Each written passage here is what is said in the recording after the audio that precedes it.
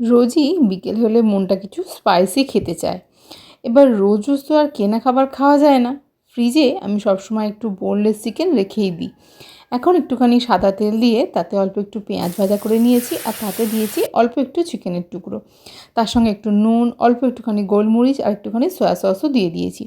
চিকেনটাকে ভালো করে যখন নাড়াচাড়া করেছি, চিকেন থেকে একটা ভাজা মতো হয়ে গেছে চিকেনটা, আর তেল ছেড়ে দিয়েছি চিকেনটাতে। তখন আমি দিয়েছি বেশ কিছুটা বাঁধাকপি, আর তার সঙ্গে আমি অল্প একটুখানি নুন আর একটুখানি কাঁচা লঙ্কা কুচিও দিয়ে দিয়েছি। এখন সব কিছুকে বেশ ভালো করে নাড়াচাড়া করে নিয়েছি। গ্যাস কমিয়ে ঢাকা দিয়ে কিছুক্ষণ রান্না করে এখন কিন্তু বাঁধাকপিটা বেশ সফট হয়ে গেছে। বাঁধাকপিটাকে তুলে রেখে দিয়ে নর্মালি যেমনভাবে লুচি বা পরোটার জন্য ময়দা মাখি, সেভাবে অল্প ময়ান দিয়ে ময়দা মেখে নিয়েছি। আর এখন এই বাঁধাকপি আর চিকেনের মিশ্রণেতে দিয়ে দিচ্ছি একটা ডিম ফাটিয়ে। এই ডিমটা এই সমস্ত কিছুকে বাইন্ড করে রাখতে সাহায্য করবে। ভিডিওগুলো যদি ভালো লাগে তাহলে অবশ্যই একটা লাইক করো, চ্যানেলটাকে সাবস্ক্রাইব করে পাশে থেকো। লেচিটা বেশ বড় করেই তৈরি করেছি, আর এখন এটাকে বেলে নেব।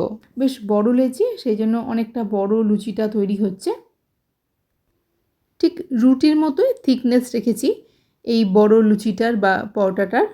এখন এর মধ্যে যে মিশ্রণটা তৈরি করেছিলাম সেটাকে দিয়ে খুব ভালো করে মুড়িয়ে দেবো। এইভাবে মুড়িয়ে নিচ্ছি আমি মোগলাইয়ের মতো।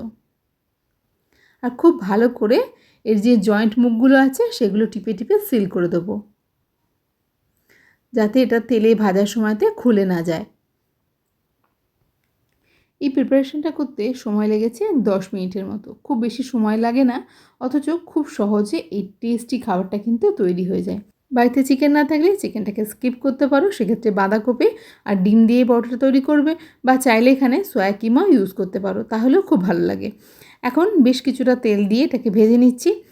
আমি খুব ডুবো তেল ব্যবহার করিনি, আবার একদম কম তেলেও এটাকে ভাজলে ভেতরটা কাঁচা থেকে যাবে, তাই মাঝারি আঁচে এটাকে ভেজে নিচ্ছি।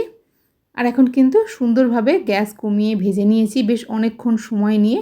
এর ভেতরটাও সুন্দরভাবে রান্না হয়ে গেছে, আর এটার টেস্টও হয়েছিল দুর্দান্ত। মোগলাই পরোটা তো তোমরা অনেক খেয়েছো, এইভাবে বাড়িতে একবার এই রেসিপিটা বানিয়ে দেখো, আর কেমন লাগলো সেটা আমাকে জানাতে ভুলো না।